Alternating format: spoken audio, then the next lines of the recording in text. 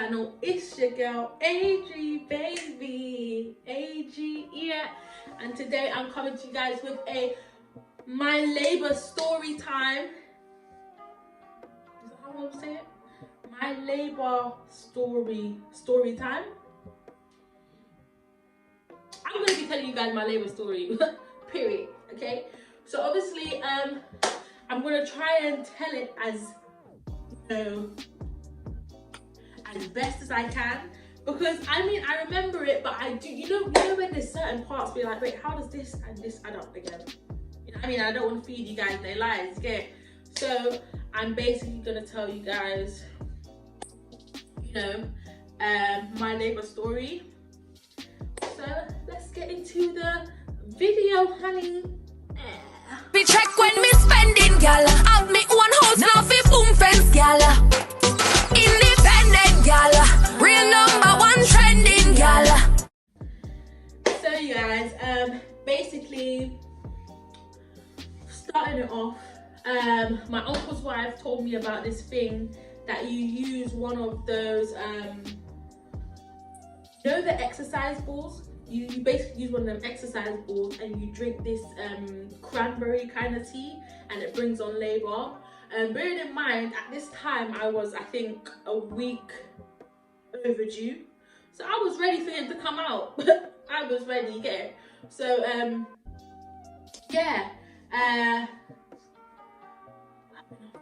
so obviously I was basically, you know, drinking my tea, bouncing the ball and all these extra things.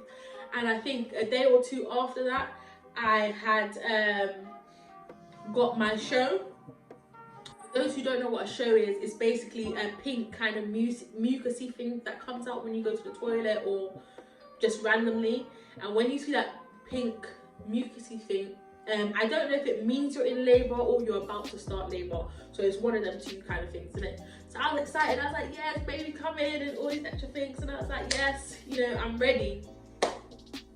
So I'm hungry, innit? So obviously I'm about to eat. Mum cook up a good, what she cook? I think she cooked lamb neck and macaroni and cheese, coleslaw, rice and peas. You know how it goes. You know how it goes, innit?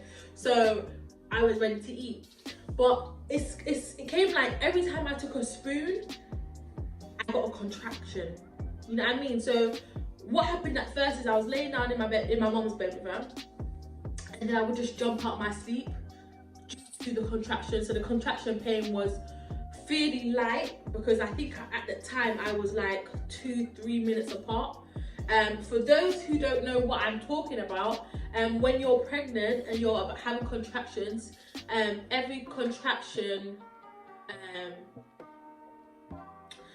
you basically have to time your contractions. So say for example, I have a contraction right now, and then I stop having a contraction, and then I have a contraction at 2 minutes after, so the contractions would be 2 minutes apart. You know what I mean? So my contractions was about 10, my contraction was about 10-15 minutes apart in it, so it really wasn't an emergency, you get it? But because it was hurting, it was an emergency for me. Like, I don't deal in the pain, I don't like pain. Take the pain away, go somewhere, me don't want the pain, me don't want the pain. I feel like I can feel it, like.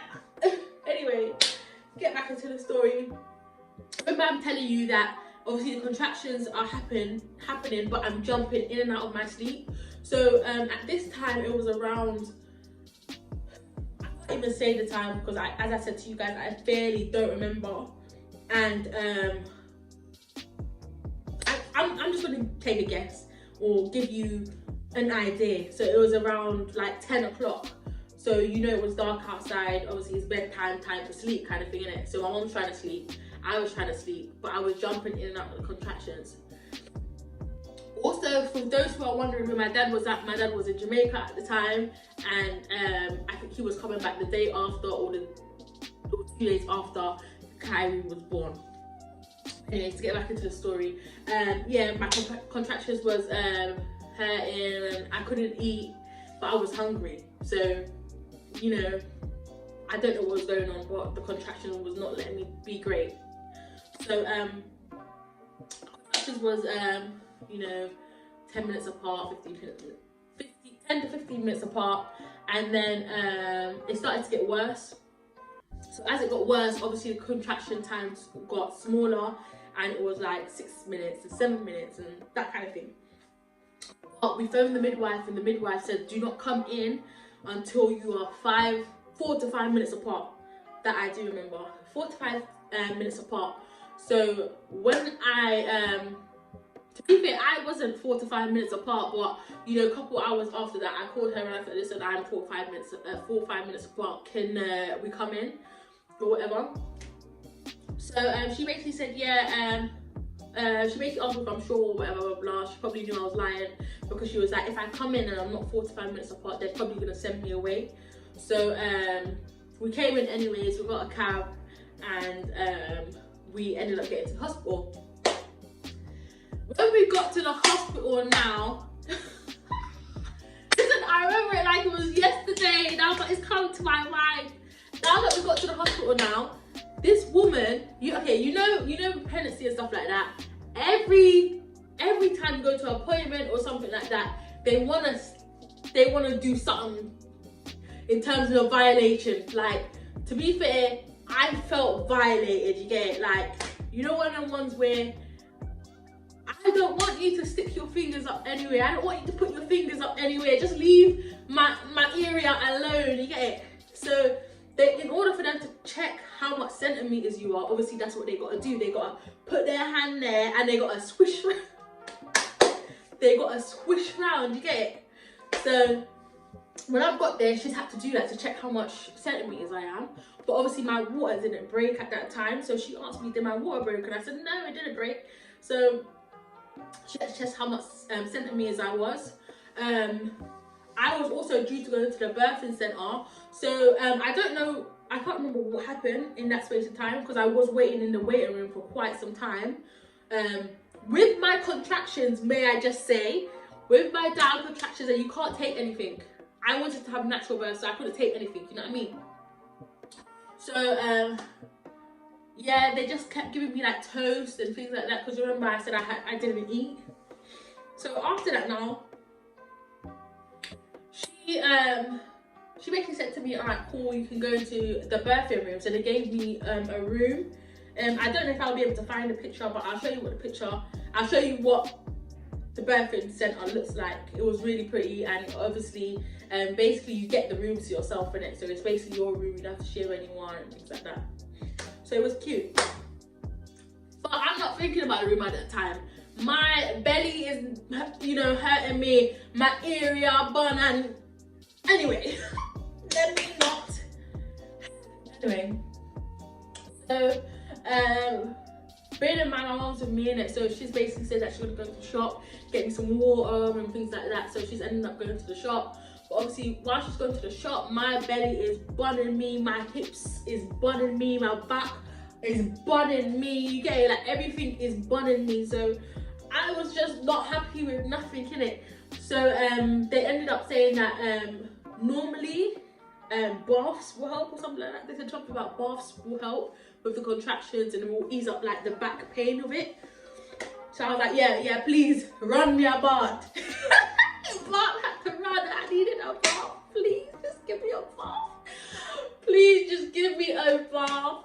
So literally the bath ran now, and then hold on. Yeah, for some reason the recording stopped. But to get back to it, so ran the bath now, and this is the part where I almost cried. Yeah, I almost cry thinking about it all the time, innit? So I'm in the bath and my mum is rubbing down my back. Bless her little sweetheart. She was rubbing down my back. Obviously my back's hurting, innit? But she was rubbing down my back. She was like, the shower, because obviously you know when the shower comes out it's quite hard sometimes. So that shower head was really hard. So obviously she was putting it on my back to apply pressure and things like that. She was really looking after me. Real MPV. Liar. Anywho, so that was going on. Obviously these times I'm here moaning. I am the biggest complainer. Even me, I hate the fact that I complain. So you know I complain about everything. It is what it is. So obviously I got my back, my leg, my arm, mom. I was doing the most. I was bawling, I was shaking, I was breathing hard, like everything was hurting in it. So obviously I was in the bath for a while, so I decided to come out the bath now. Came out the bath, and it's like as soon as I came out the bath, everything just hurt 10 times more. So I started you know when something hurts, yeah, you're just like, obviously that's what I was on in it. I'm not gonna lie, my back was hurting, my leg, my arm, everything was hurting in it. 2 things now. My auntie came, and she bought me some grapes, she bought me some snacks, she bought me some, I think she bought me some Lucozade or something the nurse or my mom said that would help. She bought me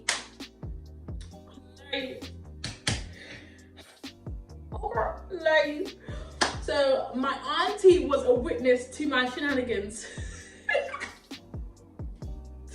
And you see me, yeah, when something hurts me, or when I can't hack pain, I start doing stuff like this.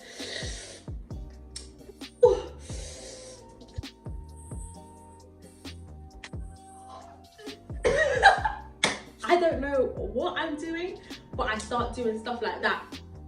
So yeah, that's what I basically end up doing.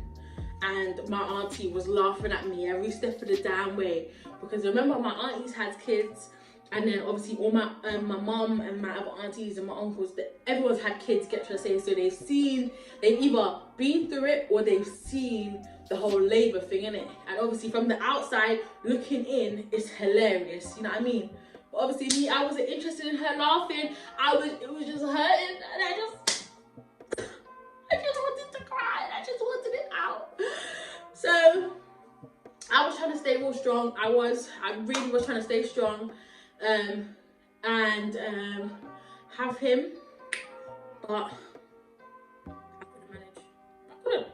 I couldn't manage. So I screamed for the epidural. I begged for it. Epidural, please. Please, I need epidural. Please, hang on, Mom, hang on.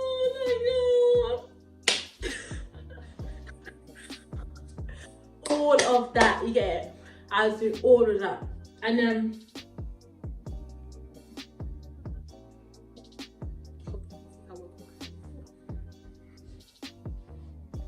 after the little epidural thing, yeah, I basically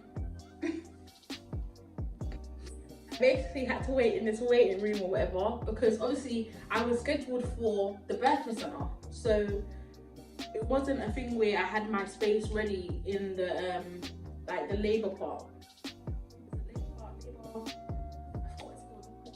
Labour room or whatever it is called, isn't it? But I didn't have my place there, and so I had to wait. And while I was in the waiting room, I was doing all this.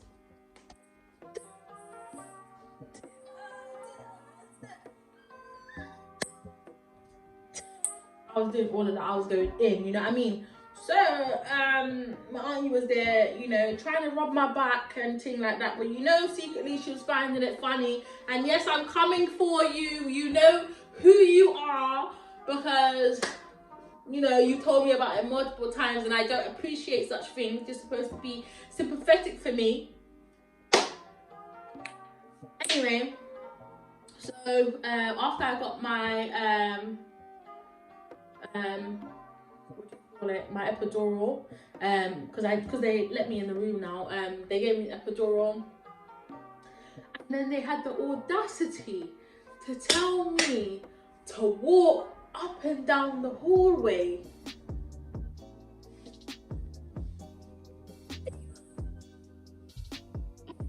Are you crazy? You want me to walk up and down the hallway after I was just crying out hell? No 2-minute break. I said I can't. I said I can't. So I basically ended up sitting there for the whole time. Then the nurses came in and said to me that basically he ain't moving. He was basically going to be breached, and he wasn't turning around for obviously things to happen. And then they asked me, do I want a C-section or do I want to wait 2 more hours? And obviously by then I technically was in labour for I think like 36 hours. So I was just tired, and I just didn't want to be there anymore, and I just wanted to see my brother. So I told him, yeah, I'll have a C-section. Obviously at the time I didn't know what C-section came with in terms of the disadvantages of it, because obviously an advantage is you don't feel anything, there's no pain, you get it. But the disadvantage of it is that you can only be cut 3 times, so you can only have 3 children if you have to have a C-section, all the time. You can't get, well, you're not supposed to get pregnant again after, you have to wait, I think 2 years or something like that, so you can, at least heal in the right places.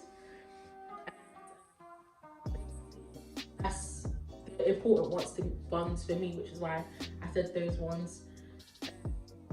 I had my C-section, my grandma was there, my mom had to go home to deal with my brother because obviously